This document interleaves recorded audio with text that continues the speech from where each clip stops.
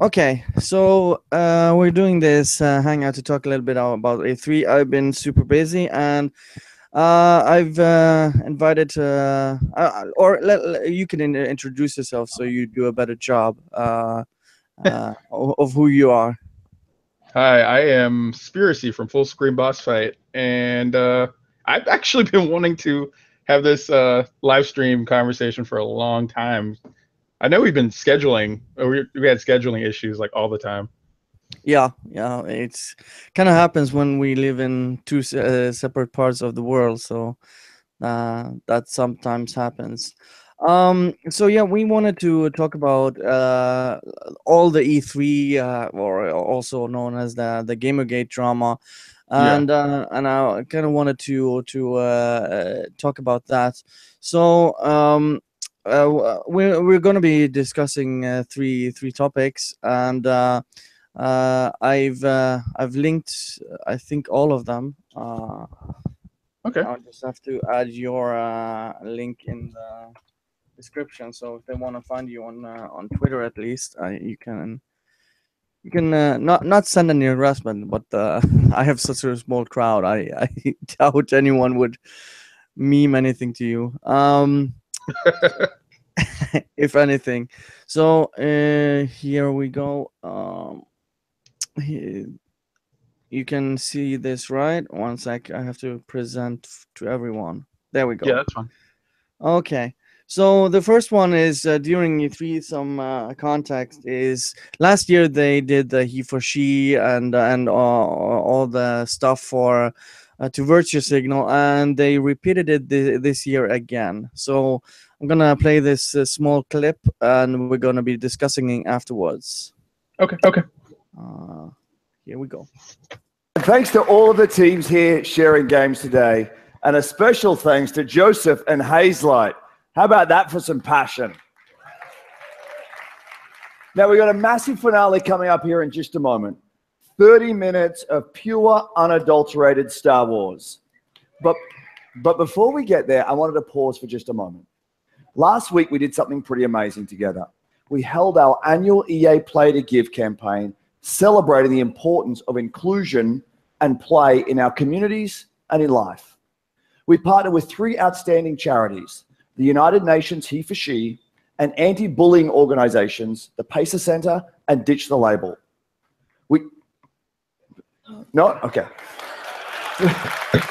We donated $1 million to these three great organizations in support of building a more inclusive world. And here's where play comes in. All of you, our millions of players out there, joined us in support of inclusion. You came out in play in 9 in-game challenges. And by coming together, we are showing the world what a positive force that games can be. And to thank you for that, we're opening ways for you. Well, that's basically what he said. Let me stop sharing. So yeah. So what do you think about that whole thing? I thought that whole thing was just incredibly hilarious for a lot of reasons. I think it actually does show, if anything, it shows where people are on the whole he for she or SJW and whatever. A lot of people are just like over that shit, and it's hilarious to me. I don't know why. Yeah, I mean, why? Why are you? This is just comes off so pandering to me. When you do this, I mean, you could do this like in a blog post, to be honest. But they wanted to post this on or show this during the E3 conference, during the biggest, basically where everyone has their eyes on EA during this press conference, and that's where they dropped it instead of like a blog post. So they wanted to let everyone know, oh, we're giving these people money, and look at us, how virtuous we are. Yeah. It's well, that was the thing. Is like the whole aspect of the he for she thing or EA of all people. Or they're trying to show, hey, we're not assholes. We're not as big as assholes as people thought we were. We support feminism and Emma Watson and all that other crap. Yeah, I also think it's because everyone thinks they're such a shitty company because they got the Golden Poo Awards that they're also doing this, but it actually makes them look worse, if you ask me. Yeah, I totally agree with you on that. They're Yeah, complaining about my camera in the chat, so I'm gonna cut my camera on real quick. But go, yeah, go ahead. it's the XSplit thing that pops up as your icon. Yeah, I wasn't logged into my account on Chrome, and I didn't realize it till I was too late. And it's like whatever. It doesn't really bother me, but if if it bothers your chat, well, If they have a problem with it, I'll show my face. I'm sure. I'm not I'm not worried about getting attacked by SJWs or any shit like that. So it's whatever. yeah, we kind of talked about it before we started the stream live about that whole thing. I see Remy being in and Pisham and Asman speaks. Who are actually regulars in the chat. I'm gonna keep an eye on the chat if they have any comments that Okay. they want to share. Like I also just I'm gonna probably also put the link after the stream, but also this whole Wolfenstein with the swastika thing, which also was revealed during E3. Um, like I probably have a little bit more perspective because they're probably doing this for the Germans. Basically, they didn't say it outright with the interviews I saw. I don't know what did you think of when they decided to remove the swastikas in the multiplayer. I don't understand that. I don't. Isn't the whole aspect of the swastika and basically the just Nazi Germany and was a part of the period. So from a historical aspect, all you're doing is just sanitizing it in order to make yourselves feel better about something that horribly happened. Yeah. Oh, it wasn't Wolfenstein. Sorry, it was Call of Duty. Yeah, Like female Wolfenstein Nazis. doesn't. Yeah, Yeah. Wolfenstein doesn't have multiplayer. That was my mistake. Yeah, but Call of Duty, and I've also seen people on Twitter showing what. No, this might be speculative, but they showed pictures of the studio director of Sledgehammer, which is creating the World War II game, and it was Anita Sarkeesian. She came to the company, and now if it might be because of her, I don't really know, but uh, you kind of speculate maybe it's because maybe it's because of the director listened to her. I don't know. What do you think? Yeah. Well, I mean, that was the same problem we had with what was the other games? There were oh god, Mirror's Edge 2 was another game that they were talking about where Anita was working on, and that game suffered horribly because of that input. So, and I think there was another game that she had input on that kind of did the same thing. But I people need to stop listening to Anita Sarkeesian. She's not bringing anything to the table whatsoever in terms of like what makes a good game or what makes anything. I feel like if anything, she's just causing more problems than she is. And Yeah, I mean, it was a Mashable or some kind of outlet who interviewed her, and she basically stated that she was never in it for the games or some crap like that. yeah, she's So pushing feminism forward.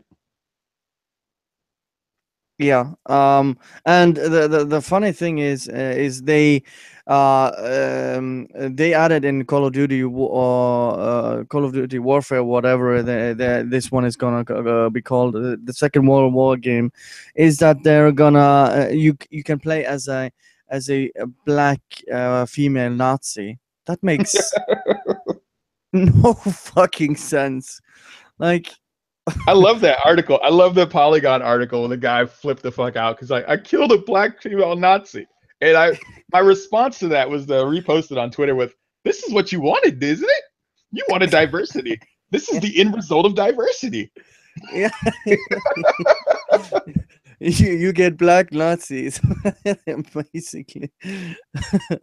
Yeah, I mean that's this back asswards thinking you get from this thing. Um, so I mean, Yeah, Remy Remy is right though. There were different all sorts of different races that were involved on the Axis power side that were fighting for the Nazis. Like so, I mean, historically, that is pretty accurate. It's just hilarious that like social justice warriors don't think about those things. yeah, I mean, it doesn't fit the narrative to say it the least. I mean, this is also another thing. I don't know if you caught this with a new DLC with Battlefield, but it's on the Russian front, and they're now gonna add, I think, females to the DLC or something like that. But females were like a vast minority in the First World War. I mean, there were maybe a few thousand at most. And there was someone who did all the research. I can't remember who it was, but when Battlefield One came out, that person researched all of it, and I think at maximum he figured out it was maximum 50,000 who are actually somehow part of some active duty. But he also showed they were completely incompetent compared to the men. So they were basically just support platoons or battalions I could for see the that. most part. I Yeah. mean, a lot of women are in support roles mainly, anyways. So to put them in combat roles, you'd have to spend more time training them and more time getting them accustomed to like certain strategies and things like that. Yeah, I mean, I was in the army, so I can actually. Well, it's anecdotal and evidenced at best, but I mean, I saw men carrying the backpacks of the women who had trouble doing the marches and stuff like that. So I mean, women are just physically are just weaker, and it doesn't really fit to carry all that heavy backpacks and physical strain that maybe men are better to do. So I know we're gonna catch hell at that, and I know my cousin, she's in the military as well. But yeah, for the most part, yeah, I agree with you on that. I I'm, I know I'm gonna catch a beating on that later, but it is yeah, true. It's very true. I mean, I know there were two females who actually did the what was it, the Navy training or whatever it was, the first two. But like, good for them if they can do like the men do and pass it. I'm all for it. I mean, go for it. Yeah, I'm not gonna. Oh, you're a woman. I'm gonna keep you down just because you're physically weaker. I mean, that's not how. I'm just generally women are just have lower strength and just have a more hard time to yeah, with those things. But we're getting off topic here. yeah. Well, I also wanted to talk about the last night, which was the biggest thing during E3. Um, I didn't catch all of that because I was working, and I had to read about it like a few days later to actually figure out what happened. But I find it quite ironic that Zoe Quinn, the head of Crash Override Network, is actually going out of her way to attack this guy who is just uh, uh, he sent the most harmless tweets. He wasn't even like a hardcore Gamergate supporter. He was just like saying, I don't think Gamergate is what people think or the media paints what it is, and I'm for. I don't call myself a feminist. I'm an egalitarian. That's it. That's what he said. And all these feminists who complain about, oh, men have to don't show their emotions because patriarchy or whatever. and we have this game developer who likes to create games and said a few harmless things. These anti-bullying harassment people are going out of the way to shame this guy just because he has an opinion different from these feminists. Yeah, I agree with you. The thing about Zoe Quinn though is it wasn't like she was really doing anything interesting anyway.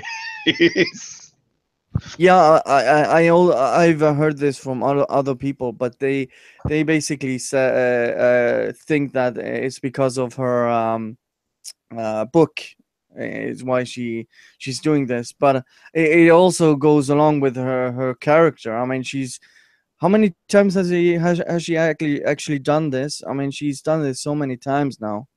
Oh, she's only doing it. She's clearly doing this for the book deal, and for the most part, just for attention.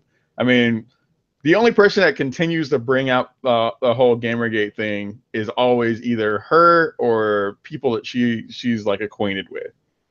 Like we after 2014, most of the Gamergate stuff was pretty much like everything that needed to be said on that end was already said, and we're basically just hanging around as watchdogs, and that's the way I feel. Yeah, I mean, I think we had 2015 as well, but at 2016 it was kind of out, just people just watching everything that happened, and this year as well. But I notice every E3 there is something that is comes out, and Gamergate, you basically are kicking a sleeping dragon, saying like, come on, come at me, and we're like, no, stop it, just stop it.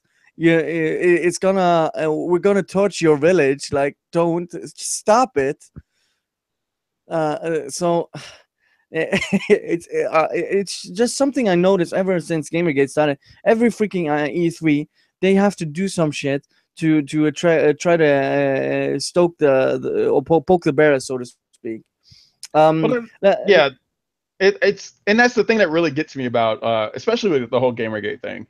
It's like we never left, and everybody who was like interested in fighting for ethics and journalism, basically trying to stop people from stepping in and ruining our hobbies and culture.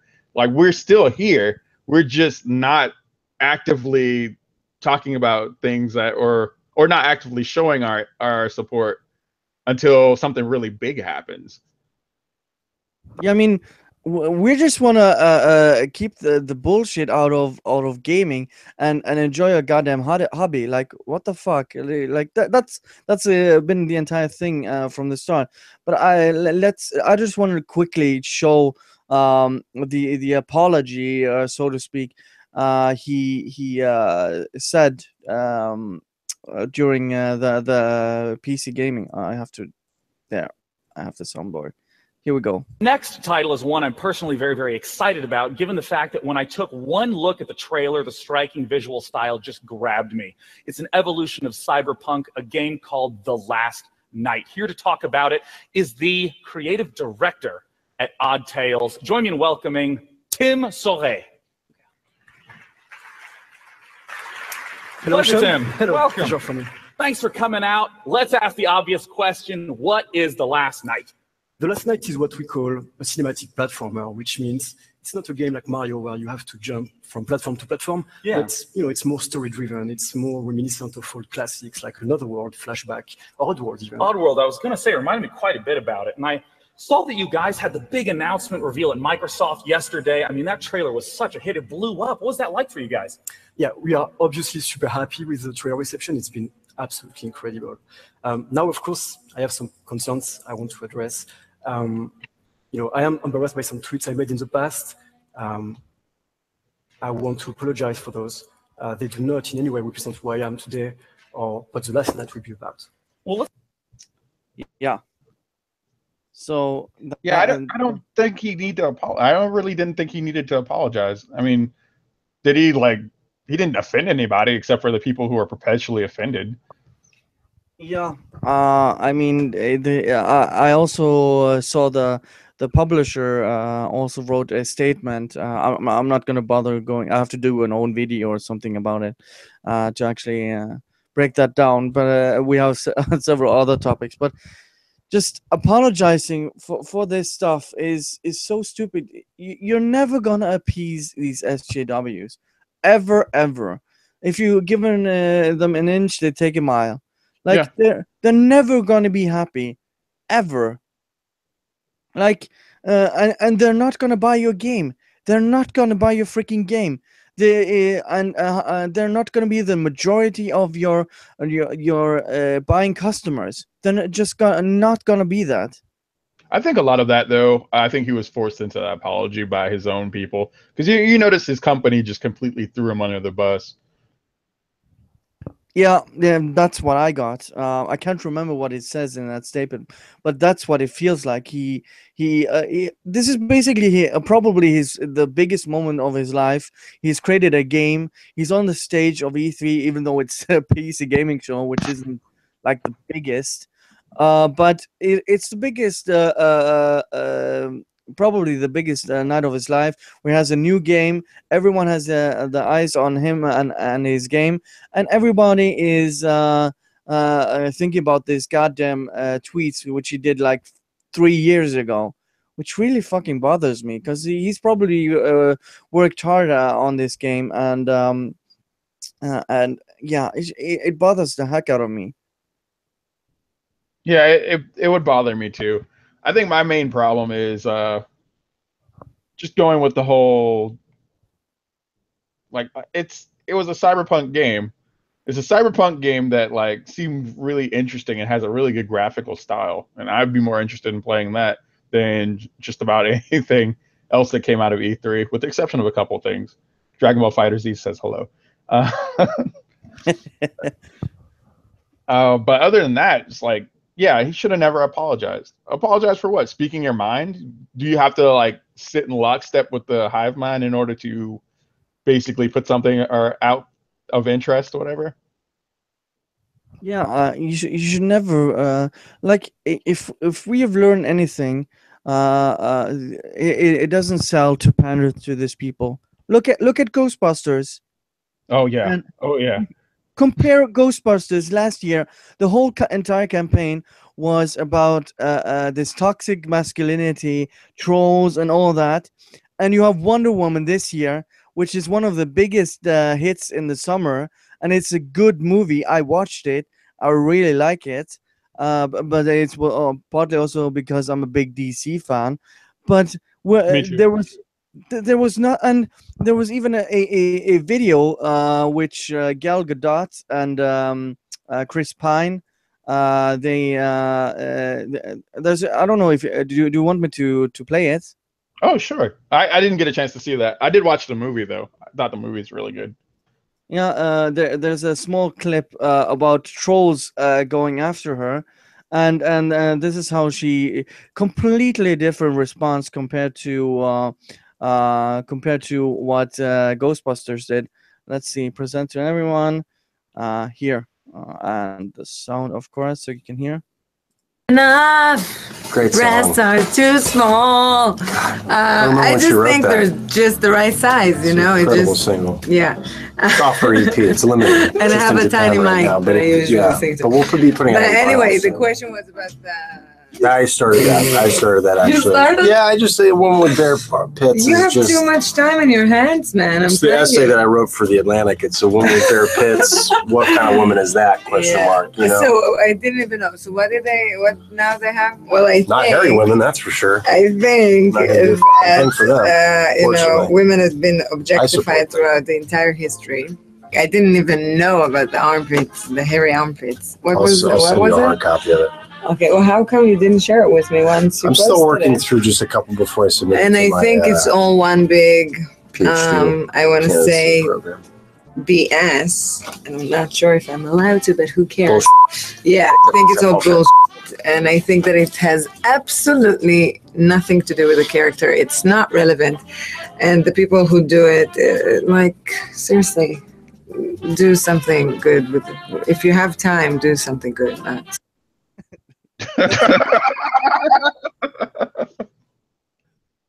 Like, you see the difference between like basically get the fuck out and do something productive. And that's her response. I like that. That's like the reverse get a life argument. Yeah. Yeah, and it's hilarious. And during there was so much banter. They're like, really, people really are talking about this, really, really. Yeah, I like Gal Gadot. I think she's like really cute. yeah, and what also bothered me was her husband had a T-shirt on, and they took a picture, and on the right side of his T-shirt it says, or it said, most men have a regular woman, but I have Wonder Woman as a wife, something like that. And these SJWs again attacked him, and he deleted that post. Like, Jesus Christ. Yeah. Yeah. Again, that's another stop trying to appease everybody else. Your wife is Wonder Woman. You should be proud of that. Yeah, and that's the exact same thing with Tim Soren. Don't apologize to these people. You're not. They are miserable people, and just want to pull everyone else down and make you feel miserable along with them.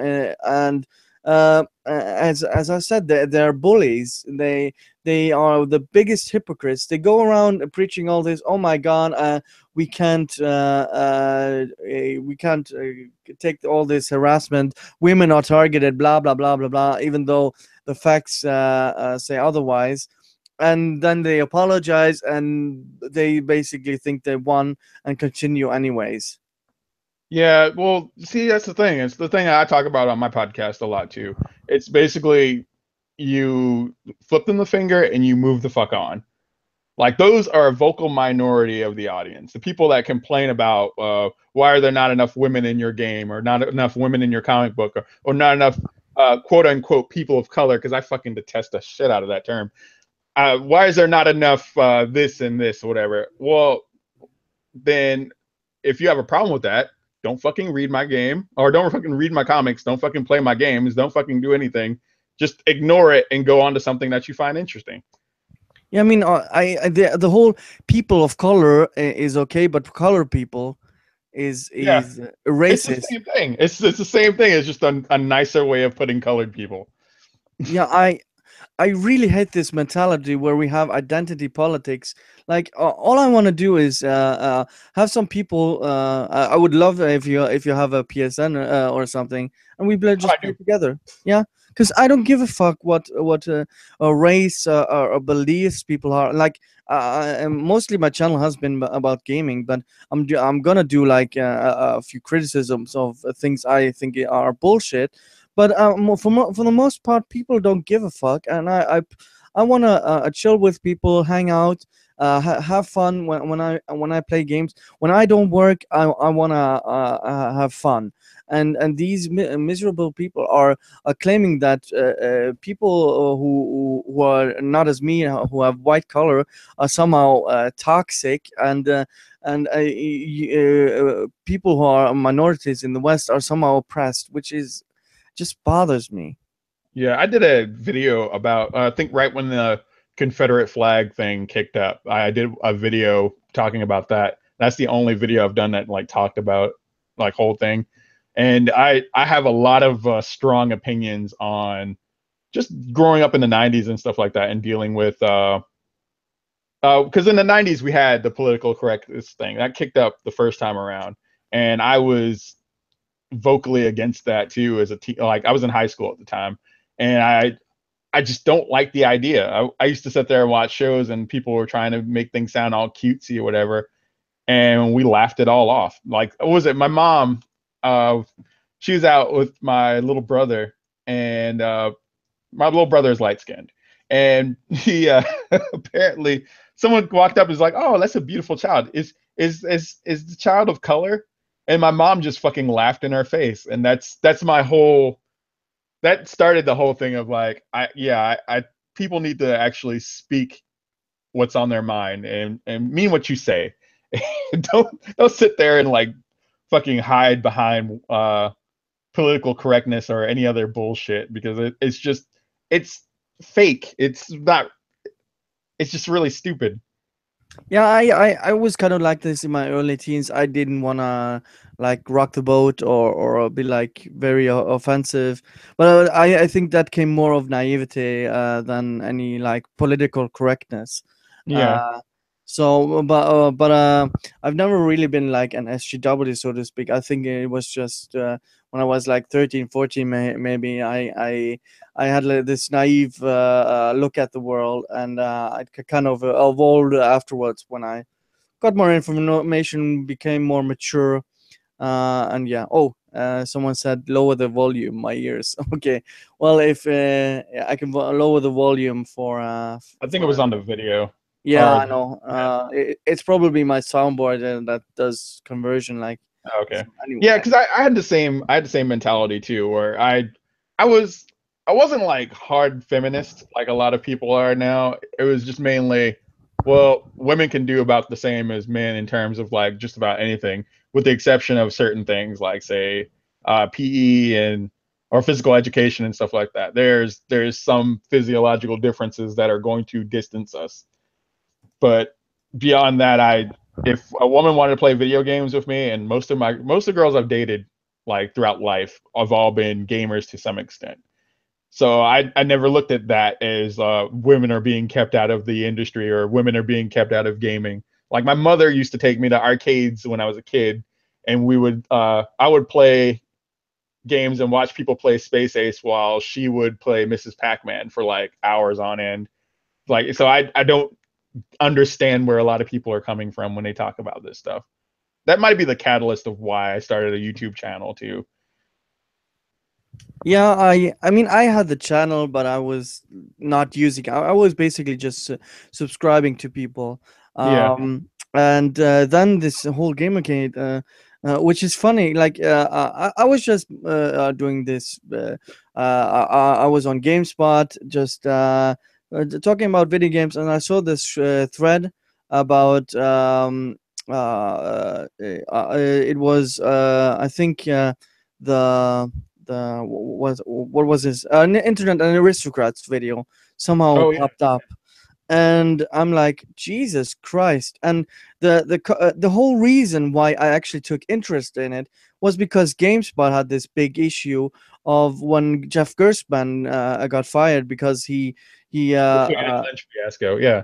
yeah, and that's why I took interest to this, and that's why I become involved. And I basically just looked at the hashtag, just followed a bunch of people and asked them if they wanted to be on stream with me, and that's basically how this channel started to become active.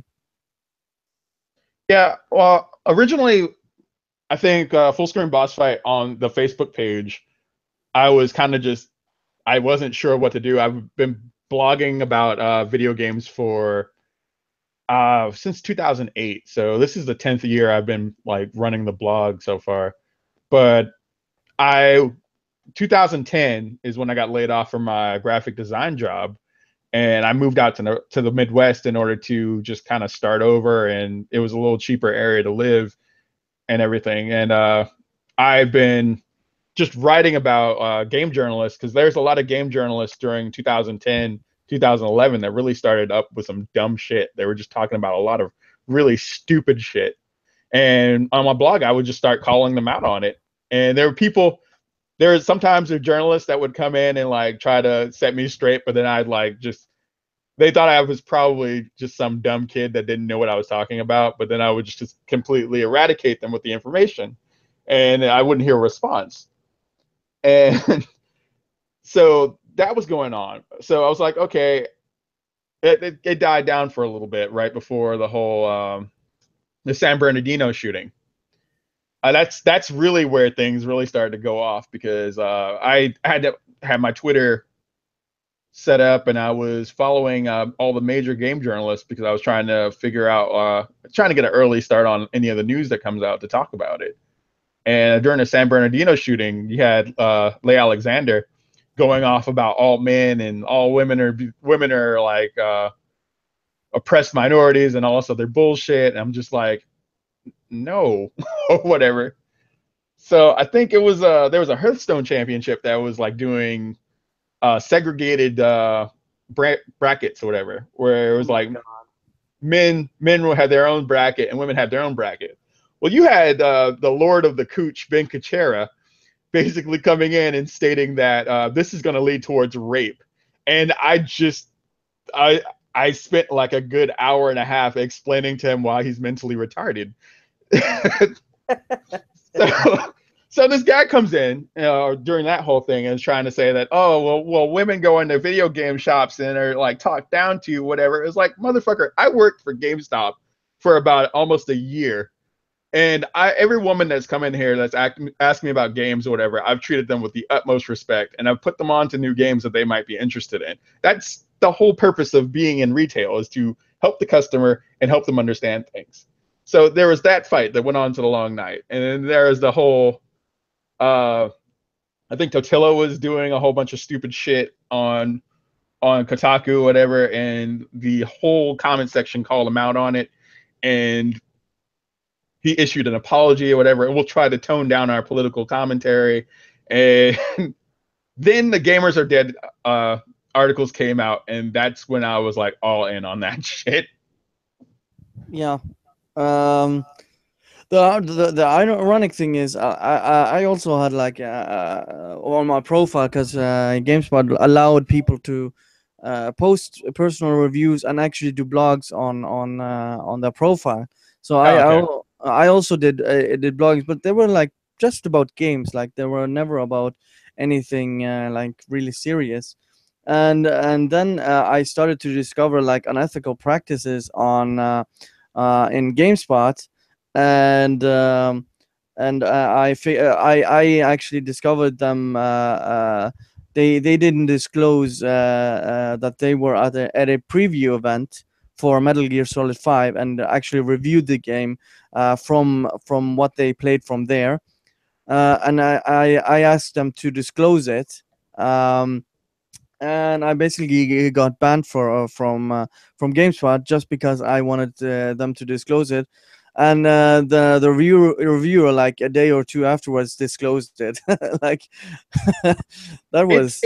There's something like really silly about when people get all up in arms about disclosing things. Like all it takes is for you like to take 5 minutes to go open the editor, go in, put in a little addendum, and just disclose it. But Yeah. people will fight you for that, especially in places like IGN or like Kotaku or whatever. I think it's hilarious. I mean, IGN, Jose Otero, which is on the Nintendo podcast and Nintendo side of things on IGN. He's the fourth person to leave IGN for Nintendo now, and now it's been discovered that the editor-in-chief is married to the PR person of Nintendo of the US, and no one bats an eye that this might be a conflict of interest for this guy to be looking over these people who, on all of them, are suddenly just walking away and getting jobs at Nintendo. And this guy gave a 10 out of 10 to Link, not Link, the Zelda game, the Breath of the Wild, and no one bats an eye that he gets a job with Nintendo like 2 months afterwards. Like, yeah, that's a huge issue. That's something that actually needs to be covered. I read it. I caught that on. I think I was like surfing Kotaku in action, and I came across that article, and I was like, I probably should save that to read it later. But like, yeah, Nintendo America is like one of the biggest cases of somebody needs to police that whole thing, because not policing it, we get people like Allison Rapp. We get like all the other major issues that have came through there. The majority of Treehouse, Jesus. Yeah, I got made fun of in the chat for the Link game. Yeah, I had a brain fart for a second. Don't harass me! Don't harass me! Yeah, but to be honest, I haven't actually played any any of the Zelda games. I had the SNES and the N64, but I never really got into the Zelda games. I back then I didn't have any money for them, and then PlayStation 2 came out, and I haven't bought a Nintendo system since then. So Yeah, uh, I bought the PlayStation 1 when it first, I think it was a little while after it first came out. I spent but the job I was working, I was a screen printer, and I spent my entire paycheck on a PlayStation 1, and I had no game and no memory cards. It was a fun time though. yeah, and here I'm reading from Access 5. Disclosure is the utmost importance to protect the customer. Exactly, and that's been the like if you're gonna do a review or an article, I don't think people give a crap as long as you are honest and actually give the person who is reading this the information, so you get, if there is any bias to of the person writing it, you have that information. Like say you just disclose, oh, my girlfriend works at this company I'm covering, so you can take that information and do with it what you will. Nobody is gonna like attack that person for writing that article and disclosing it. It's when the opposite happens, because if you don't disclose, and we think you have something to hide. Yeah, well, that's the other thing too, like conflicts of interest. Okay, so this person's wife works at Nintendo of America or whatever. So I would basically, if someone disclosed that information, I know this guy has ties to this company, so therefore whatever he says is going to be biased towards that for whatever reason. So my judgment would be not that, oh, this is a viable source to talk about the issue. This is more of, this guy has a vested interest in this company. Yeah, I mean, I think as long as you're honest, people really don't give a fuck. Yeah, yeah. Well, it kind of goes to like Nintendo of America has kind of had a lot of really crappy business practices, but at the same time, it's like I don't know what to do about that other than not buy the products that they're putting out. I don't own Fire Emblem like Fates. I swore off that game at the moment I knew all the problems were going on, and I put out at least 2 or 3 videos about the censorship and localization thing. But I just I don't care enough to purchase that game. God damn it, my cat is climbing on me. Yeah, I mean, Mine just got off my lap.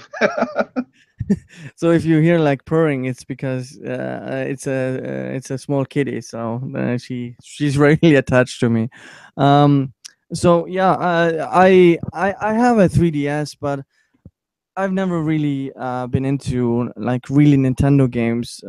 I don't know, because I've seen all the bullshit that's come out with especially Treehouse the last few Yeah. years.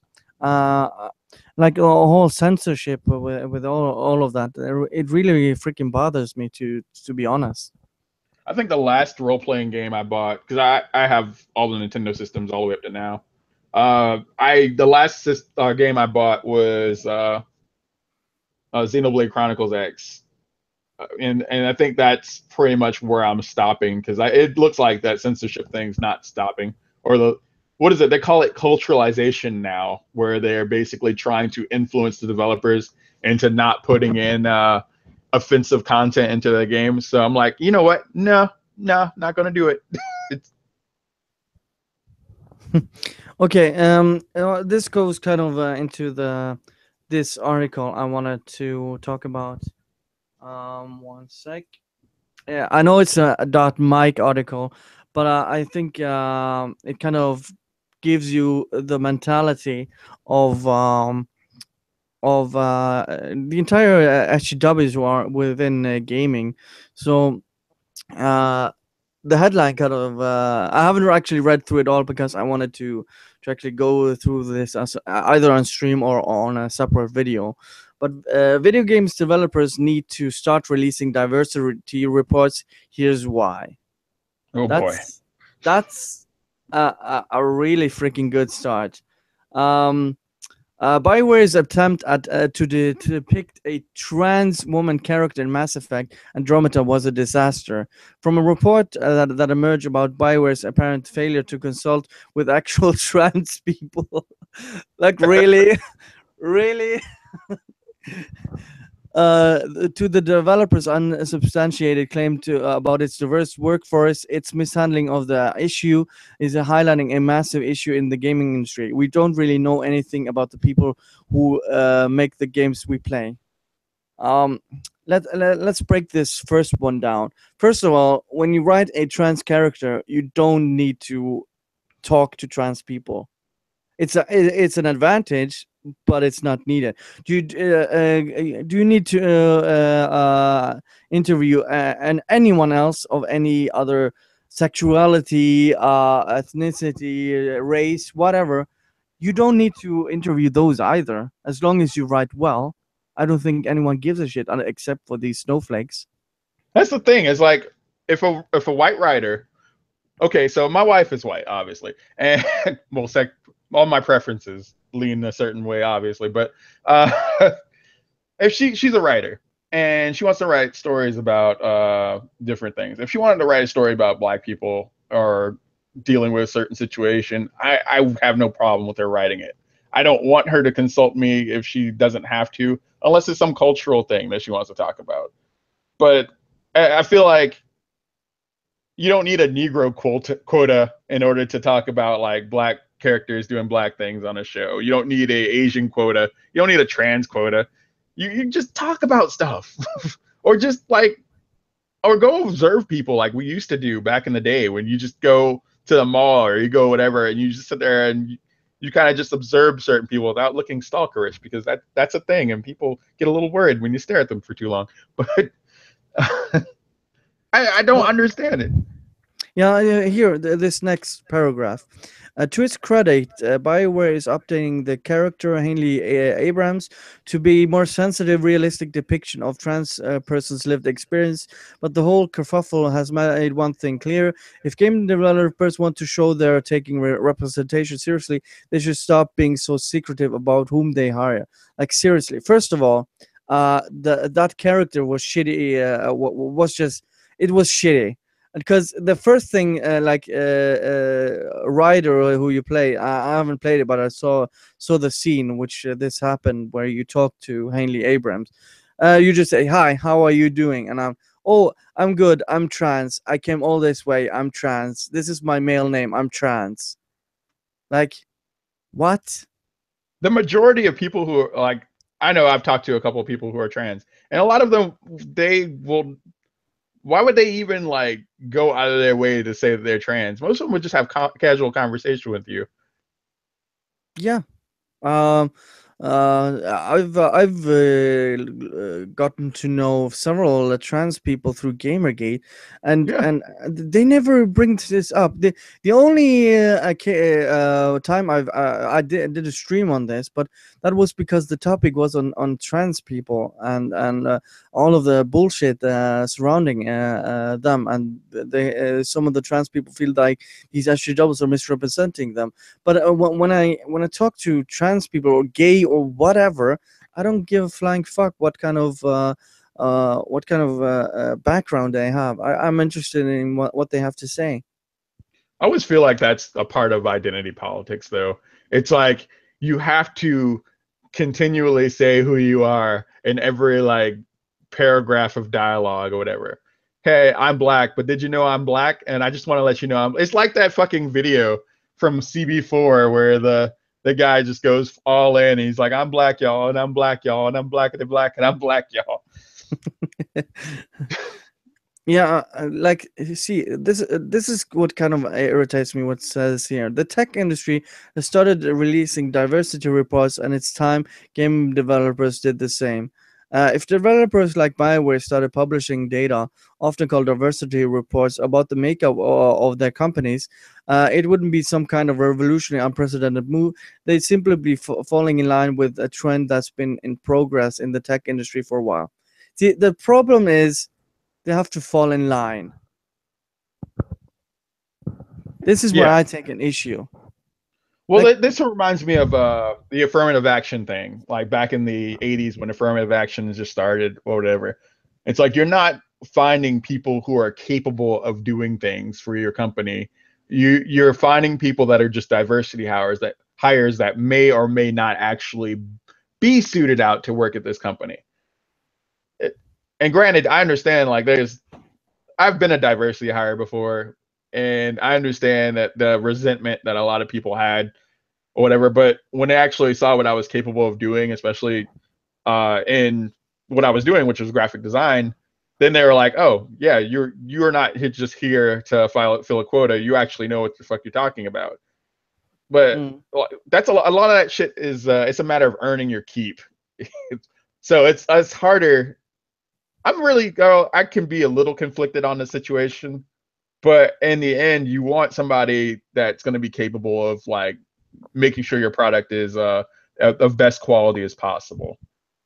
Yeah, I mean, are they gonna if this diversity report is gonna be a thing, are they gonna require 0.3% of all companies to have trans people, like of the company to have trans at least one trans person, 5% gay? What about disabled people? Are they gonna require that now? Like, what the? At that rate, you're gonna have more people that are just there to fill a quota than actually there to do a product. And isn't that how Mass Effect Andromeda turned into the shit show that it became? I was about to say that's why Mass Effect Andromeda is a shit show. Yeah. The entire thing has been a goddamn disaster. I'm the biggest Mass Effect fan. I think I played the first game like 7 times through or something like that on 2 systems, and I absolutely love and I've played all the other games through as well several times, and when I see what they did with Mass Effect Andromeda and what kind of people they hired, I still haven't bought the game today, even though I love the Mass Effect universe and just games. But when you have people like Manvia Air, who openly goes out and actually goes to other openly on Twitter and criticizes developers and tells them they're racist because they had augmented lives matter and said it was racist and it was made by a black guy. Like, what the fuck are you doing? Yeah, I think getting rid of Manveer Hair was probably one of the best decisions, but it was too little, too late in that aspect. I mean, It was he was the gameplay lead gameplay developer, and the gameplay is glitchy as fuck. Like, yeah, it was a mess. Well, the thing with the All Lives Matter thing is that actually reflected. It's actually one of the good things about how media reflects the situations that happen in real life. It's like, yeah, there was an apartheid that happened in South Africa, and there's a lot of issues with race that are still going on there. So if you reflect that in media and do it in a good way, not in a ham-fisted way, the way most social justice warriors would write that shit, then you have a better understanding about certain things that are playing out in real life. But here we are, these fucking assholes just want to sit there and make trouble and whine and complain instead of actually like maybe figuring out the why and how of it. I mean, yeah, a good example where you can think about things like discrimination is X-Men. It's a perfect example where these even though they're powerful, they also are oppressed. Like, Yeah. that's a brilliant way to the mutants aren't actually basically a race. They're just basically mutants of the human race. They're a spin-off, if you can say that like that, of Kind of like humans. a subcategory, yeah. Yeah, a subcategory of humans, and you can actually, if you watch the at least the first 2 X-Men movies, you can actually see empathize and have solidarity with other people if you haven't thought about this before. That's what art can should do at least, Yeah. and can do. The whole mutant thing was just covering the civil rights movement, but without like being too on the head about it. Yeah. And there's a lot of people, there's a lot of characters that are like, yeah, they're mutants, but they're also like maybe a different race than maybe they're Asian, maybe they're black, maybe they're like Native American, whatever. But you're that on top of being a mutant. And some of these characters are actually even gay too. So you have that on top of that on top of that. Like Yeah. North Star was like a good example of, because I think personally, I think the whole Iceman being gay thing is stupid. Yeah, it's stupid. Yeah, but North Star was actually legitimately gay before all this nonsense started. So, I mean, that's a good example of like, yeah, you got a lot of stuff on your plate to deal with, but on top of that, you're still handling it, and you're also trying to be a good example for the rest of the world. So Yeah, and in X-Men 2, you had actually a good allegory of slavery, where you had the son of William Stryker, who was basically in this hooked up to this thing where he basically did everything his father wanted him to do, yeah, even though he didn't want it to. So that's a great allegory for slavery. yeah. I wonder if they did that. They probably did that because they couldn't do the Genosha thing on a grand film scale. Yeah, but it's a brilliant example, not just black slavery, but slavery in general. Like, Yeah. They are basically tied and are not allowed to do what they want, and only what the slave owner tells them to do. They don't have their own free will. Yeah, I thought it was a really good example too. I think in the comics we had the issues that went on with the Genosha storyline. We had the Days of Future Past, where like characters like Bishop had to carry an M on their face to be recognized as a mutant, which is pretty much the same as like the what was it, the star and the pink triangle in Nazi Germany and things like that. They got tattooed. Yeah. Yeah.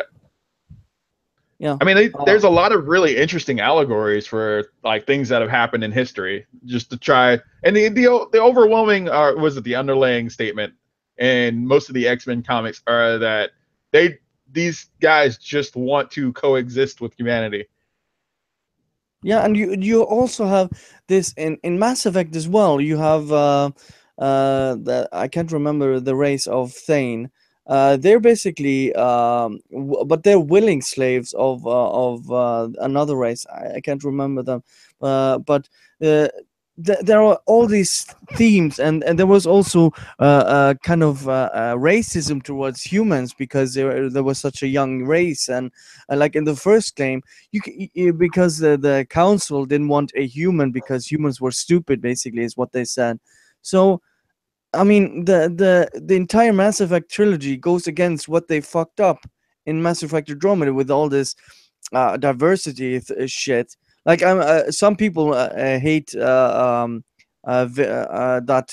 gay pilot in Mass Effect 3, but you don't have to talk to him at all. Like, he's in there, but he doesn't actually reveal he's married or gay until like you've actually talked to him a few times. Like, that's perfectly good in my opinion. And also, I know Dragon Age and Inquisition had a little bit of like this SJW shit, but I was just going to mention that, yeah. yeah, but actually, that one trans character I think was actually better handled than anything I've seen before, because you don't actually know that person is trans until you actually talk to that person. She's a female to male trans person, and I found that interesting in how they handled that. I know some people might disagree with me, but also how they handled like how the women looked a little bit ugly, like Sarah and others who was only lesbian. But I also liked that you couldn't just romance anyone you liked.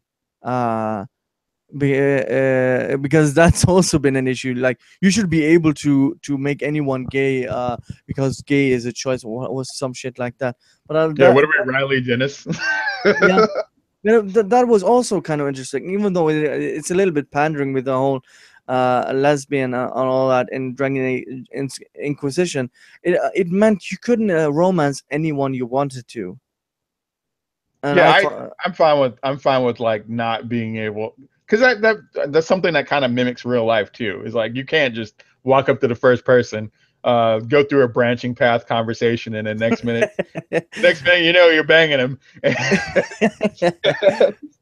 Well, for some people it works. Yeah, I'm not a pickup artist, so I'm not skilled in the ways of that. So Yeah, let's continue with this article. Companies like Uber, Facebook, and Pinterest. Funny thing is, because Uber, he just got fired basically. yeah, Anyways, I just saw that. yeah. Regularly publish data about the demographics of people they employ. These reports are important. Why are they important? Why? They're important because your identity is most important of all. I think that's the thing that always gets me about these guys. It's always the surface that matters the most. It's always the looks or the look of a person that matters more than like just getting to know their personality or what they can do or what they can bring to the table. I That's a mean, thing. it says here because they help build trust with the public by being transparent. Why the fuck would you give a fuck how many black people there are in Uber? Like seriously, when you order an Uber, don't you want to just go from A to B? Do you Yeah. really give a fuck who drives? If there's a Sikh, if there's a white guy, or if there's a trans lesbian black chick who's driving you, who gives a fuck? I used to take taxis, and there's a couple of Sikh drivers that I've like worked with, and we just had conversations like normal fucking people, and everything was fine. I don't care about who's driving me somewhere if I'm taking an Uber or a taxi or a Lyft, as long as they don't fucking murder me. Yeah. I might have a problem with that. Yeah, yeah, of course. And so we can hold them accountable when they fail to follow through on hiring more diverse employees.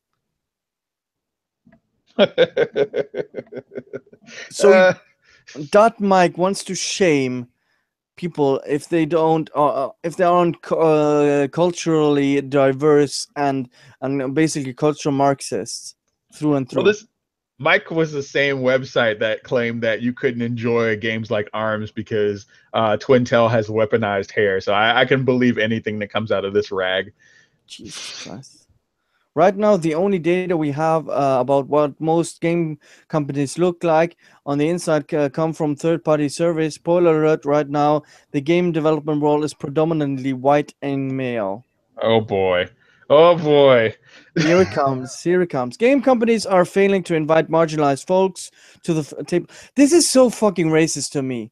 This is what actual racism looks like. Like, look at these poor minorities. They're so marginalized. Like, oh my god, this angers me to no fucking end. That would irritate me too.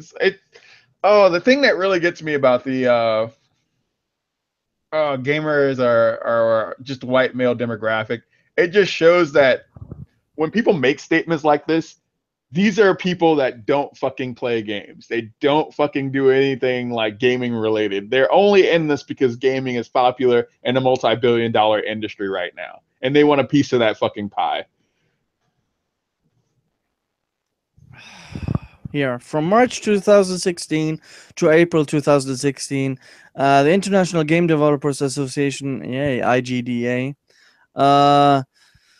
surveyed 1,186 people who work in the games industry to try and figure out what the world's makeup actually looks like. The results suggest game companies are failing to reach out to most people, folks beyond straight white men. Because those are the only people that play. Not the Mexicans, not the Negroes, not the Germans, not it's just like your average white person with no culture and no heritage, because that fucking exists. It doesn't exist. I don't even know what to say to this shit. Like, game companies are failing to reach out. Like, should they go to like ghettos and like, hey, do you want to work in a game company? We're not gonna see if you're qualified. Just come with us. Well, here's the other thing too. It's like when people say things like gaming is only catering to a straight white male demographic, they're forgetting the points or the aspects that, you know, there are certain games that have certain audiences. Like, not everybody's going to want to play Call of Duty. Not everybody's going to want to play Tetris. Not everybody's going to want to play Splatoon. But the people that do want to play this are going to be a mixed group of whatever.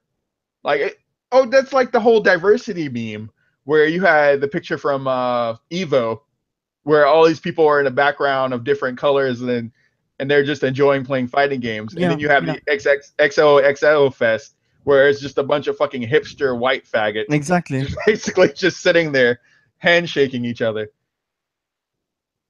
Yeah. I'm sorry for saying that on your stream. I don't know how you feel about that term. No, it's okay. I've had worse things say to me, but or not to me, but on the stream. But yeah, I mean, it's a projection, and why is nobody going after mobile games? Like, that's dominantly females who play that shit. Like, nobody is going after that and saying, "Oh, we need more games that need to cater to white men." We Like, need, we need to basically just alter all Candy Crush in order to cover men. We need Candy Crush with guns. That's the only solution to this problem. yeah, now we need explosions. We need hot chicks and all that. Like, nobody is arguing for that, but because it's men playing this shit, or in this instance, they're targeting white men for some fucking reason. Here, only 23 of respondents identified as female, slightly fewer than 1.5% as identified as a male to female transgender, and 0.3% identified as female to male transgender. According to the IGDA, an additional 3% selected other as their response. Of course, we need other as a response. We need more minorities in order to basically make them feel like they're not marginalized, quote Yeah, unquote. well, this is basically the non-binary, non-conforming type of people. Oh my God. There's only like there's a small percentage of people who are trans in the 0.3. current, yeah, 0.3. 0.3%. Well, here, So here I didn't it's have this. actually represented to a T. Female to male transgender 3%. Yeah. So we have to dedicate an entire industry to cover that 0.3% of people who may or may not play those games, who may not be interested in those games. We have to. That's the whole thing. It's like, why we always have to push things in order to appease people that may not play the game. They may not care. Mass Effect might not be the game for them, like, or Call of Duty might not be the game for them, or whatever. They might enjoy playing Tetris or just fucking bullshitting and playing like Plants vs Zombies or something. But we still have to aim at those people who don't want things, because forcing them to be interested in something that they're not interested in is more important than handling the audience that you already have and taking care of them. Yeah, I was just taking a quick look at chat. Here we go. Similarly, IGDA found that 75% of survey respondents identified their ethnicity as Caucasian. The next highest category in terms of number of respondents was East Asian, Southeast Asian, at just 8%. Isn't that an overrepresentation? Pretty much. No, to them though, they're the magic demographic. It's a problem when it's I think 66% or something like that. 70% of US is white, so it's a slight overrepresentation. But so are the Asians. Like, what the fuck? Well, that's the thing. It's like, or going back to the whole straight white male comment thing or whatever. So, the majority of people who purchase games are either the average demographic of gamer, which are males for the most part. It's not all straight white males, but guys do push a lot of the higher end games that are coming out, like Call of Duty, your Call of Duties, your first person shooters. Like, so we're just gonna say fuck them and go move over to some magic demographic that may or may not appease to us. But and then you wonder why certain companies are dropping off like flies. What was it? The last 2 years, we lost like at least about 10 or 12 studios. Yeah, there were Game studios quite a few. dropping like flies. Yeah,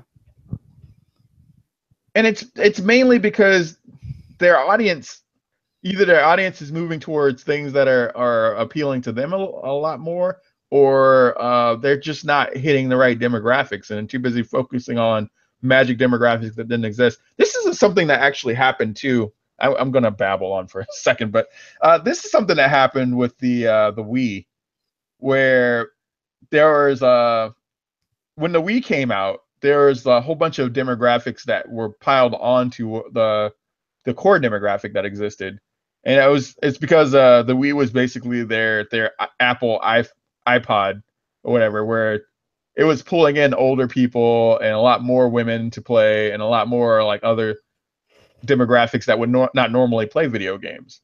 So every company after that, like say Sony and Microsoft, like after that, they tried to all these types of gimmicks out of the woodwork in order to pull those same demographics and wind up fucking up their core demographics in the process.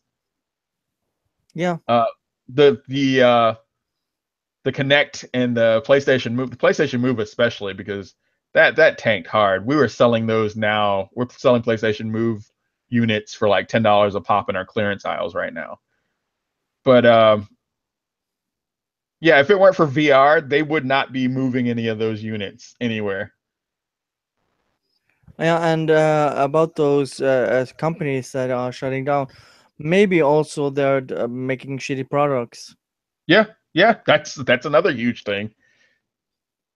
Like you can't expect people to purchase oh god, I can't think of a shitty product title off the top of my head right now. Mass Effect Andromeda. That studio is basically shut down now. Yeah, they took all their good people and moved them to other parts of the company, and they got rid of they quarantined the shit out of the people that were just diversity hires and just burned that fucker down. Yeah. But yeah, rightfully so though. Like they weren't doing anything that was helping the company or BioWare or EA. Yeah, and all these people saying, I see people like, oh my god, they spent $50 million on Mass Effect. You know, that's like pocket change. Yeah. Activision spent $1 billion on Destiny for 10 years on Bungie. Yeah, I mean, there's a lot of things that need to be covered due to that cost. Like you have server costs, you have like art assets, you have animation programs. Animation programs are not cheap. Patches, DLC, perhaps. Hot fixes, patches, day one DLC. They have everything planned out for like the next, I would say, 3 or 4 years on what they want to do with Destiny. Like I bet you there's probably notes sitting in the office about when scheduling for the next bit of DLC, that next campaign that's coming out for it, and everything.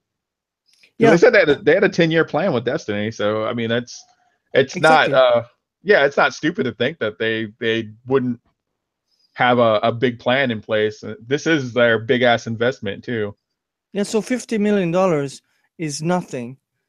So basically the Mass Effect game is basically an A or AA game in these days. Yeah. I mean, you do notice the AAA gaming is kind of starting to fall to the wayside with a lot of the. I think Call of Duty Infinite Warfare was the big writing or the writing on the wall for that, because it was. I think it was Ghosts actually. It started with Ghosts. Yeah, I could see that. I know when Infinite Warfare happened, that was just a huge blow, where everybody was like, well, we know there's a whole bunch of people not playing this. But then the only reason why they did wind up purchasing the game is because they put a remastered edition of Call of Duty 4 on there. So they had to basically snooker people into purchasing that. And now I guess they're releasing that separate from what I've been hearing. And I know there's a lot of people I know are friends of mine at work that would be excited to hear that, because they wanted to get the remastered version of COD4, but they just did not want to buy Infinite Warfare to get it. Yeah, I've bought the last 2 Call of Duties, but at a like 75% discount. So I bought Infinite Warfare at a low rate, and I'm just gonna play the single player. I have it on here in the background here, ready to play after we're done with the stream. I just want to finish the campaign, see what it is, because I tried a little bit of the multiplayer. I'm like, nope, not gonna touch Yeah, that. that And was that's how I feel about a lot of recent games too. There's a lot of games where I'm just like, I'll just sit on this for a minute, and when it's down to like maybe $10 at GameStop, or if I find it at like a bookstore or something, I'll buy it. yeah, the I said this earlier and on other streams. The only reason you should pre-order games is to buy limited or collector's edition. That's the Yeah, only reason. yeah. I haven't pre-ordered. I think the last game that I pre-ordered was Injustice, the first Injustice, whatever. And Mm. I felt really cheated on that. So I was like, no, we're not doing this anymore. I think Yeah, the last console I pre-ordered was a Switch, but I pre-ordered a Switch because I knew with the NES Classic that if I don't get it when it comes out, I'm never going to get one. yeah. Yeah, I mean, the only game I'm gonna pre-order this year, and which I have done, is the Mithril edition for Shadow War, where you got the Balrog statue. Oh, that game looks so good. Yeah, but I've watched hour-long videos of the gameplay, and I decided, yeah, I think it's worth it, and I'm doing it for the collector's edition, not just for the game. So that's Yeah, that's the only reason I pre-order games anymore. I'm not gonna bother pre-ordering because they're gonna be on sales like 3 months afterwards. So yeah. I mean, I think that's the thing that gets me too. Is like I'm less about like I can get hyped about things, but when it comes to what I'm going to spend my money on, I value being a better consumer than actually like just rushing out and getting something when it first came out. Now, there's certain games where I'll buy straight out, but I won't pre-order, or I'll buy when as soon as it comes out or whatever. But I'm really leaning now towards, okay, if something doesn't seem right, or I seem iffy about something, I'm going to be smart about what I'm spending my money on, and I'm going to hold off on it. yeah, let's continue this article, or we're Okay. gonna. Yeah. I It's tend to a, get off track a lot. yeah, me too. But I just want to finish this article. I don't want to do Yeah. two parter of this. Um, for the most part, numbers fall in line with the tech industry at large. For example, in 2014, women made up just 24% of the tech industry. Oh my God, Latinx, really? I hate that term, and I hate that MX term that's been popping up lately. What the Like, fuck is that? yeah, for Mr. and Mrs., they now want you to use MX. Yeah, Like you know what? No, you know what? Like, stop trying to be. It's mainly just wanting to be different. It's that whole teenage rebellion thing. It was like, well, I'm not like everybody else. I'm an individual, and then like the 100 of other individuals that are like you or say the same thing, and blah blah blah, and all that other shit. And it just irritates me to no end. But go on. yeah, Black and Latinx made up. I'm gonna refuse to say that fucking Latino made up just 2% and 3% of the industry respectively. Yeah, so good for them. Let them. Yeah, yeah. Jesus Christ. If they're Be interested in beautiful. that game, they'll buy it. Video game developers have no accountability when it comes to whom they hire, and they again and source they source themselves, of course. That's way of stroking your fucking ego. So we know the vast majority of game developers are predominantly composed of white men, but companies often like to call themselves diverse and give zero hard data to back it up. Yeah, because it's diverse of thought, you fucking morons. That and the people developing the game are from different walks of life as well. Like, what was it? Is it Ubisoft had that meme where there was like all these people, they're like black, white, Asian, whatever, in the background, and that was like 2012 or 2013 or whatever. And then currently it's just all women, and some of them are like multicolored haired, around Yeah. dyed hair, beware type women. But they also tell before every game we have a team of all walks of life with all sorts of religions who made this game. That's the Shouldn't diversity. Yeah. I mean, shouldn't that be enough? Do you really need to know who the fuck is making that game? Like, who gives a shit? Yeah, but to them, looks are the most important. So all they care about is making some sort of like retarded game. But oh god, you're so brave because your main character has pink hair and blah blah blah. Oh, Sorry, going just before we this is a quick aside here. What do you think about Beyond Good and Evil 2? I didn't play the first one. The trailer looked good, but I don't. To be honest, I don't really care. Yeah, I saw during the Ubisoft conference they're talking about oh these different different different oppressed classes or whatever and all this other shit, and I'm just like, yeah, you just killed any interest I have in wanting to play this game, and I own the first Beyond Good and Evil. I mean, if they want to go for it and the game is good, I don't really give a shit. But that's a game I'm really not interested in, to be honest. Yeah, I I mean, understand. I It's know just that it had a massive cult following, and people were like, "Please give us Beyond Good and Evil 2." But I'm like, yeah, I don't I really feel give like a. they're gonna completely shit can this game, and it's gonna ruin that company. Yeah, Michael Ansel did make a good Rayman game for them. So I mean, maybe they have confidence in him. Maybe. Well, that's one of those things I might actually have to sit back and figure out where it's going on. It's just when they started talking about like all the SJW buzzwords during the conference for that game, that's immediately when I was like, nope. I guess that's another game I'm not putting money down on. Yeah, I would have to watch gameplay and reviews and stuff like that. Yeah, Um, yeah, I'll probably just wait until it comes out, and then I'll get it on the Steam summer sale of like maybe 4 years from now or something. yeah. Here, for example, here's what BioWare said in its announcement that it would be revising Haley Abrams for being insensitive to depiction of trans experience.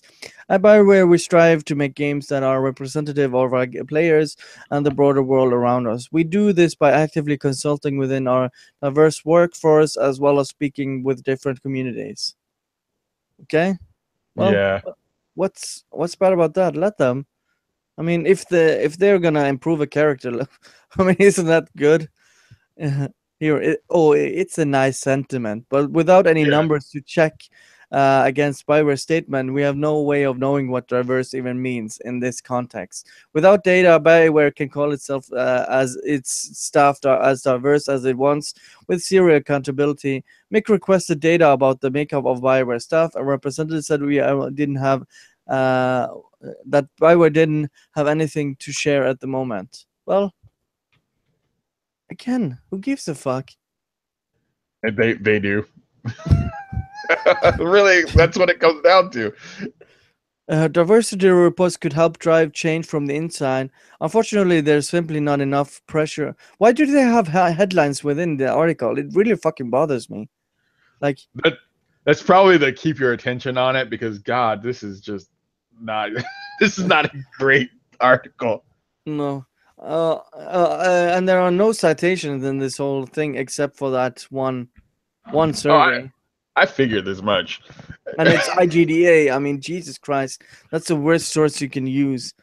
Yeah, IGDA, the foundation that basically like ruined indie gaming for a lot of people. Yeah. Unfortunately, it's not simply enough to pressure on game developers to hire more marginalized folks at the moment. Oh my God. Again, this marginalized folks, like, do we have like slaves in chains and oh my God. There's a whole section that's for like what was it? It's like segregation back in the 1960s, whatever. Yeah. Where you have one side is marginalized people, so that water fountain's for them, and the other one's for people capable of making a fucking game. Basically. And that's something diversity rewards might kickstart. No, you don't have any fucking data to support this shit. I'm gonna impute Hitchens Razor. I'm gonna Yeah, if you Yeah, don't yeah, have I agree. evidence to if you don't have evidence to support this, I'm just gonna dismiss it without evidence. Right now, it's easier to just maintain the status quo. Yeah, but the status quo is fucking working, you fucking morons. The games industry is the biggest fucking industry in the goddamn planet, you imbeciles. Oh yeah, God damn it. it's Jesus fucking Christ. It makes me angry. it's a thing. It's like if if I think it's mainly too. It's like if a person has nothing to add to like anything. Like say, okay, you got a game company or whatever. This person has nothing to bring to the table. No game development skills, no artistic skills, no programming skills, no PR skills, and all they have is the fact that oh, they're original or they're like their quote unquote individuality. Then I have the right as an employer to tell them to fuck right off and go learn some shit and come back in a couple of years. I mean, nobody's knocking at the door at Nintendo saying they have to hire more black people. No, well, I mean they do hire escorts, so. Yeah, here to maintain employment devoid of actual diversity, because nobody will ever know the difference. Publishing diversity reports would be a great first step to shaking things up, according to you. According to you. Yeah. None of this. I think the thing that really hurts me the most is that I'm at this point. Okay, from 2010 to about now, most of the stupid shit that game journalists write that does not surprise me anymore. I like it. I think the only thing that really gets my like heart rate going is when people completely blatantly lie and then try to stand up with conviction against that lie. Like Anita Sarkeesian was the type of person that would get my heart going, but now it's like she's not even on the radar anymore. Like when she can easily get triggered by Sargon by sitting in a conference or whatever. I think she's past her prime. And Zoe Quinn's past her prime. And Well, she never had a prime. you're not wrong. You're not wrong at all. She's an overblown web developer with like 1998 skills in HTML. Yeah, to put in text and some sort of some kind of click thingy. I bet you our cats can make a better website than she could. But it's just that a first step. For example, despite the tech industry starting to publish diversity data on a regular basis, the racial and gender makeup of these companies remain largely unchanged. Similarly, unless these diversity reports actually go into detail about the makeup of each company's department, it's easy for a company to look more progressive than it actually is. You mean regressive?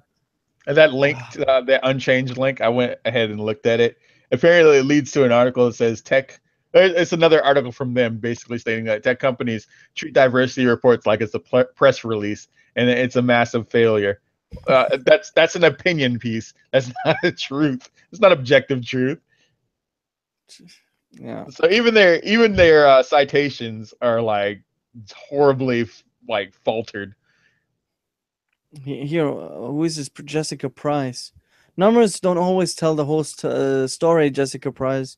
A game producer at Paizo, formerly in Microsoft, sent in a Skype. Who the fuck is Paizo? Can you search that up? Yeah, I'll look at that real quick. Even if video game developers did publish diversity reports, it depends where the women are. What the fuck does that even mean? And what has Paizo even done to actually be an authority on this issue?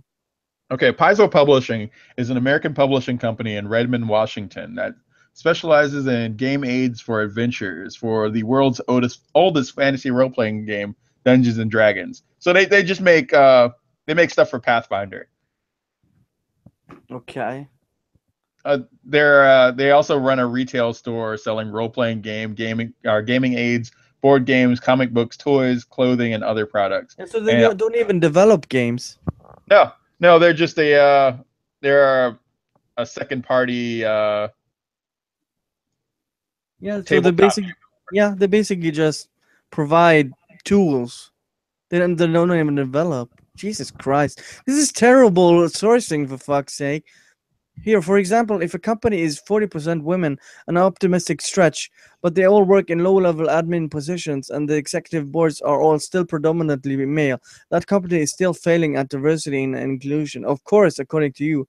And for any woman who actually is in the creative or production side, Price added, you're still likely to be the only woman on the team, the only woman in the room. So let me get this straight. The two women who are making the game, the Star Wars game, Jade Raymond and Amy Hennig, are the only women in the room. How the fuck do you know?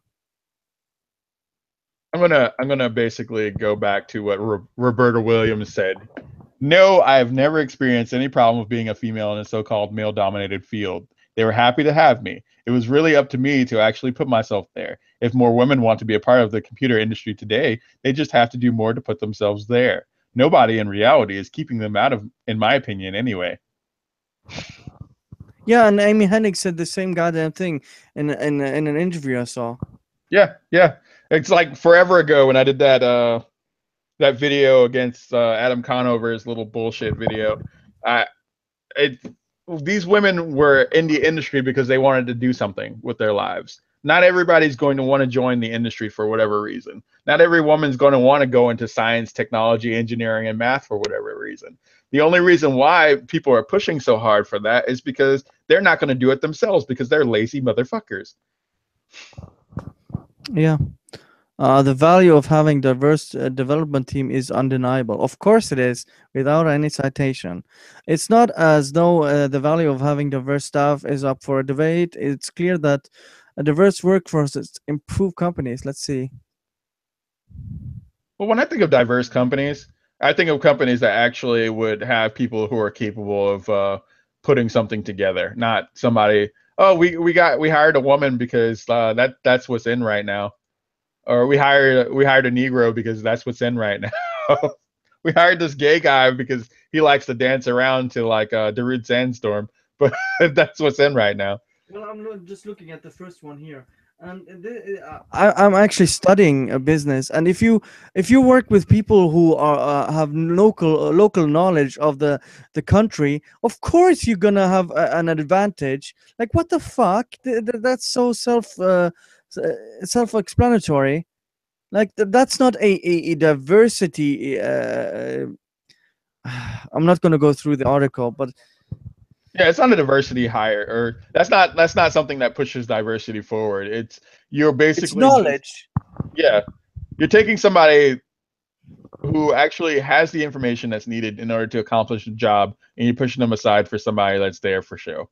Yeah. An economy at large. In fact, the benefits of a diverse workplace are evident when it comes to the writing of BioWare's last game, Dragon Age Inquisition. Oh my god. According to a report, Let's Play Video Games, BioWare hired consultants outside its core development team to assist in writing Inquisition's trans male character, Cram, a process that resulted in serious improvements to the way he was written. Yeah, I mean, that's totally fine. For example, an early draft saw another character outing Cram as trans, a moment that BioWare's writer Patrick Weeks, said he had never considered might be a troublesome real-world scenario for a trans person. Like, I don't give a shit. Yeah, but wouldn't you want to see that addressed in order to see like what would be the best way to handle that? Or like okay, so in a fantasy setting, if a situation like that arises, there's more chances for people to have that situation resolved in an interesting way. Like say, or there might be a conflict suddenly between two people. Like, or maybe you'll find out that the rest of the party doesn't care and he still likes him for who he is, regardless. Yeah, or you might actually encounter someone who is transphobic in a game. That would be maybe interesting to explore why that person is transphobic. I'm gonna be old school. Apparently. Oh, go ahead. No, that would be an interesting conversation or topic to have in a game, just to not to be like a main thing, because the conversation with Cram is actually you have to approach Cram and talk to that person, because in the main cutscenes, Cram is very small part of the story. Yeah, well, Final Fantasy V had the same or similar situation where Ferris, I think it was Ferris was the name of the character, but she was a female, but she is masquerading as a male pirate. And the only reason why you find this out is because you accidentally stumble in on her while she's undressed or whatever. Yeah. So it's like, and I found that they handled it, even though I find that Final Fantasy V is probably my least favorite of the games. I found that they handled that really well. The way they basically dealt with it. So Yeah. Let's just finish this article and then. yeah, we got a couple paragraphs left. Yeah. The idea that our trans character shouldn't be outed by anyone, but that trans person was something that I was completely blind to. We said in Gamer X entry, of course, he had to. However, the benefits of that process were seemingly forgotten when it came to Mass Effect Andromeda, and it shows when you look at how clumsily Hanley Abrams was written. She outed herself, you fucking idiot. Bioware may be updating the Abrams character, but that's little more than a band-aid until it gets serious about hiring more diverse. It's not going to be better when a trans person writes this. It's bad writing in general that did this. You can hire that person on as a consultant, but I wouldn't have a person writing it, especially if they have no writing experience. Yeah. It's just going to make it seem even more pandering. Like, yeah, pandering, lazy, and like badly written. Yeah. And that starts with being transparent about the talent it's hiring now, without hard data about who we actually. You repeat yourself with the hard data crap several times. It's bad. She repeats herself and then doesn't like use any hard data or citations or numbers or whatsoever. Works at game development company with word diverse is just an empty buzzword. Well, diverse is a buzzword in itself, but you just contradicted yourself, or self-defeating arguments. If companies want to prove that they actually care about diversity, they need to show with actual numbers that they're living up to the values they spout on press releases. Both of us are sighing. It's stupid. This whole article was stupid, and somebody wanted to make their money on their word count. That entire article is just. I'm just looking at the description. Let's see. Check out the latest from Mike, including our deep dive into how female Overwatch players are dealing with online harassments, an article about a fan movement advocating for more same-sex romances options in Mass Effect, a personal essay to JonTron from another Iranian American, and an article looking at cultural diversity. Oh my God! Oh God, because JonTron really wants to hear that. Because it's another. You need another Iranian American that toes your ideology in order to fight the Iranian American that basically has his own opinions and ideas of how things work in the world. Oh dear God, yeah. I feel like I'm gonna start calling people that just follow an ideology blindly because they have a set because they fit within the whole thing that they need. I'm gonna start calling them fucking Stepfords because they're just fucking mindless automatons that are just gonna repeat the same talking points in order to basically just push this whole diversity bullshit forward. Yeah, none of these thoughts are original in any sort of way. You're just repeating what Anita Sarkeesian is saying. Which is funny because I went to the bookstore today before I got back, and there was that book, The State of Play, or whatever, that was had Anita Sarkeesian, Zoe Quinn, Ian Bogost, and I think Anna Anthropy and like a couple other SJWs. It was sitting on the shelf or whatever at the bookstore, and nobody has touched it, and they knocked the price down on it. I'm not a surprise. I almost want to buy it just to read it on like my channel, kind of like how Sargon reads Zelensky's Rules for Radicals. Yeah, I actually backed a Gamergate book. It's not going to be a big book, but from a smaller channel who made a Kickstarter just to make a Gamergate book, because Milo is never going to do that. That's for damn sure. Yeah, Milo's too busy pimping his own shit now. Yeah, he used Gamergate for what it was and then moved on. Yeah, Yeah, the moment definitely passed on that, and I understand. It was what it was. It's one of those things where it's like I guess it would be a don't hate the player, hate the game moment. But yeah, I think what really would help is if somebody actually did step up and make a decent Gamergate book that covered like everything from like different angles, or just a Gamergate documentary would actually be really nice. Yeah, but that would be something like someone like Cassie J who would have to do that. To be honest. Yeah, I think Cassie J would be the best bet for that. I still need to watch the Red Pill. I think that's probably that's one of the It's. movies that's on my list, on the top of my list right now. I mean, it's the most interesting thing isn't like because you've probably heard about all the issues with men in that movie. The most interesting part for me, because we basically taken the red pill, so to speak, Yeah. is to see the people involved, how it's affected them, and Cassie realizing when she's not only when she's talking to the camera, but when she's talking to these feminists, and she's like, really, like you can see it on her face, like I, even though I'm saying this, I am a feminist and I'm with you on this, but you're saying some really fucked up shit.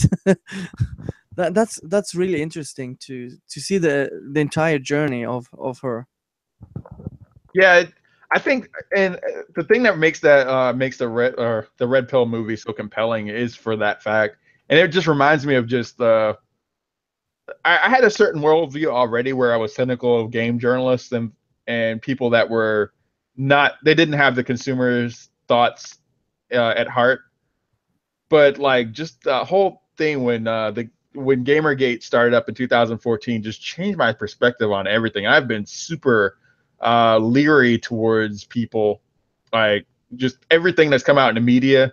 I've second guessed, and when people sit there and spout things that are in the media, I try to hold back from basically just letting them have it, because I know I need to and let people think for themselves. It infuriates me when I think that the biggest turning point was that whole thing when Brianna Wu started up and went on to talk about everything. And I just sat there dumbfounded.